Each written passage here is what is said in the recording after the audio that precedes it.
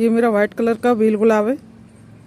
अभी पिंक दिख रहा है, ये अभी कलियां खिली नहीं है इसकी, खिल जाएंगी तो ये एकदम से वाइट हो जाएगा। मैं इसकी कटिंग लगा रही हूँ। फरवरी लास्ट है, फरवरी मार्च में एक कटिंग लगाई जाती है गुलाब की और भी पौधों की। मैं ये कटिंग लगा रही हूँ, ये काट के ले जा रही हूँ, ऐसे मैं लगाऊंगी। एक कटिंग मैंने ये वाइट कलर के गुलाब की ली है, जो इंग्लिश गुलाब है। जब ये खिलता है तो हरे रंग का होता है और पूरा खिल जाता है तो वाइट कलर का होता है। मैंने ये पतली सी इसकी एक कटिंग काट ली है, ये मैं लगा दूंगी। अब मैं छोटी छोटी कटिंग काट के देसी, वेल वाला और हाइब्रिड सब गुलाब की कटिंग लगाऊंगी। ये वाइट कलर की बेल मैंने जुलाई में लगाई थी एयर लेयरिंग से। ये बहुत बड़ी हो गई है, इसमें बहुत अच्छा फुटाव हो रहा है, फूल आना शुरू हो जाएंगे। ये अच्छे से फैल गई है। ये गमले का पौधा सूख गया था, सर्दियों का था। मैं इसी में गुड़ाई करके और इसी में ये सारी की सारी कटिंग लगा दूंगी। जितनी भी मेरी गुलाब की कटिंग है सब इसी में लगा दूंगी। कटिंग की जड़ों में फंगस ना लगे उसके लिए ही मैं फंगीसाइड पानी में डाल के ये कटिंग में लगाऊंगी, जिससे फंगस नहीं लगेगी। ये मेरे 3-4 कलर की कटिंग है। ये एलोवेरा है, ये उसकी जड़ में लगाऊंगी कटिंग की में, जो फंगस भी ना लगेगी और जल्दी से इसकी जड़ें फूटेंगी। ये पिंक कलर का बेल गुलाब है, ये वाइट कलर का बेल गुलाब है और ये इंग्लिश वाइट कलर का है और ये येलो कलर का है। ये सब कटिंग को मैं एक साथ लगा दूंगी। मैंने ये सैनिटाइज कर लिया है, इसे अभी मैं कटिंग काट के लाई हूँ। मैंने ये गुलाब की सभी कटिंग काट ली हैं। अब इनके सब पत्ते हटा दूंगी, एक तो छोड़ूंगी। बेल गुलाब की कैसे पहचान करें, उसके लिए ये देखें कि जो बेल गुलाब की डंडी होती हैं उनमें जगह जगह से गुच्छे में ब्रांच निकलती हैं। इनमें गुच्छे में ही फूल आते हैं। इनके कांटे बहुत ही बारीक होते हैं। ये मैं पास से दिखाती हूँ, दिख जाएंगे तो।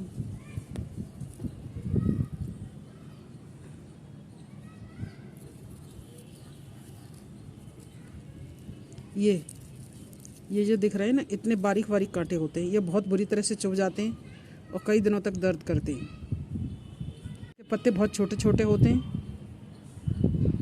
और ये बहुत लंबे, इसकी डाली बहुत लंबी बढ़ती तो देसी गुलाब की भी है, लेकिन इसकी बहुत ही लंबी बढ़ती है। बेल गुलाब है ना तो बहुत जल्दी से बढ़ता है और बहुत लंबाई में बढ़ता है।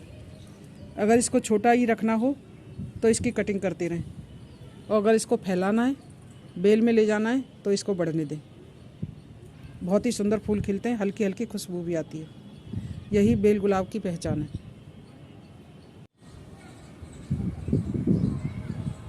इस गमले की मिट्टी सूखी हुई है, पहले मैं इसको गीला कर लेती हूँ।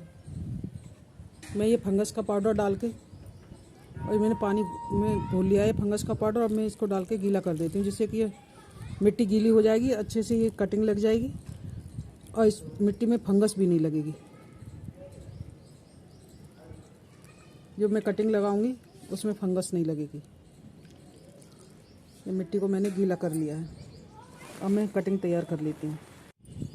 मैंने ये फेविकॉल लगा दिया है, जो कटिंग है उनके ऊपर की साइड, जो कि ये सूखेंगी नहीं और फंगस भी नहीं लगेगी। अब मैं नीचे जड़ों में इसके एलोवेरा जेल लगा देती हूँ।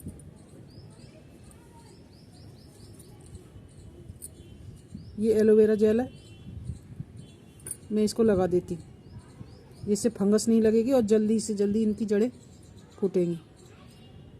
इसी तरह से मैं सब में लगा दूंगी, लगा के और मैं ये कटिंग लगा दूंगी।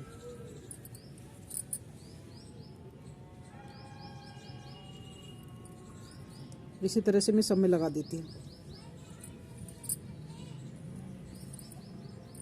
जड़ों में मैंने ये एलोवेरा जेल लगा दिया है और इसकी ये फुलक पे मैंने ये फेविक्विक लगा दिया है, जिससे कि ये सूखेगी नहीं।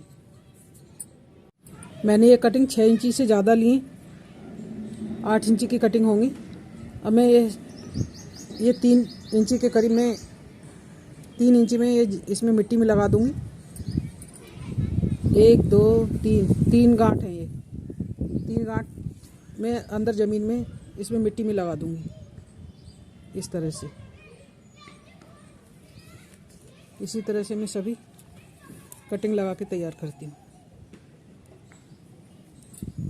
मैंने ये कटिंग लगा दी है। लगा के मैं इसको ऐसे करके हिला देती हूँ सो अच्छे से मिट्टी बैठ जाएगी।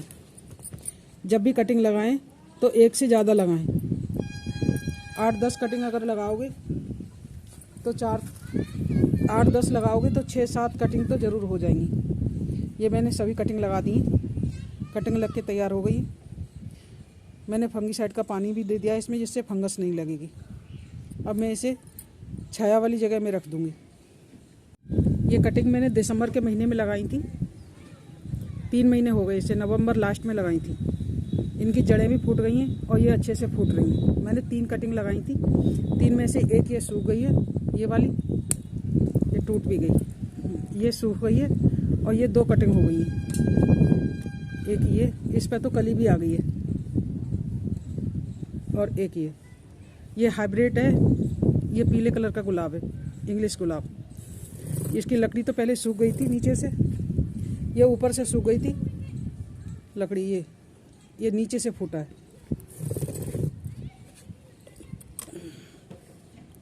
ये यहाँ से इसकी ज़मीन में से दूसरी जगह से ये जड़ फूट गई है, वहाँ से ये पौधा बन के तैयार हो गया। इसी तरह से एक कलम तैयार हो जाती है। जब भी लगाएं तो एक से ज़्यादा लगाएं। ये मेरे नवंबर लास्ट की कलम है। कलम लगाते समय ध्यान देने योग्य कुछ बातें। कलम लें तो बहुत मोटी भी न लें और बहुत ज़्यादा पतली भी न लें।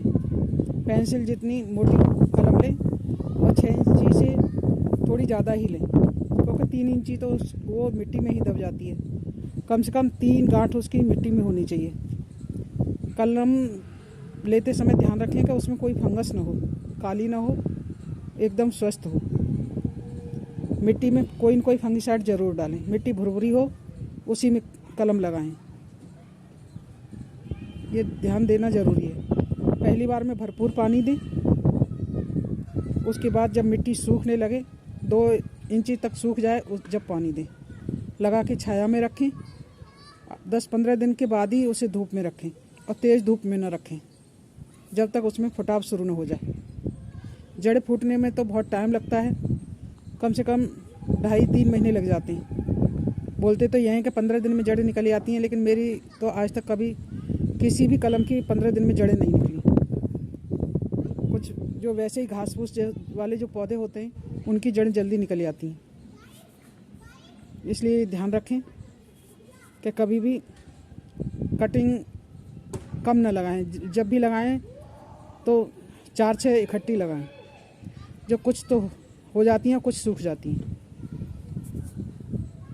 ये कलम मेरी पिंक कलर की और वाइट कलर की है। बेल वाला गुलाब है, उसकी कलम है। 2 इंग्लिश गुलाब की हैं, जो पीला और सफ़ेद है।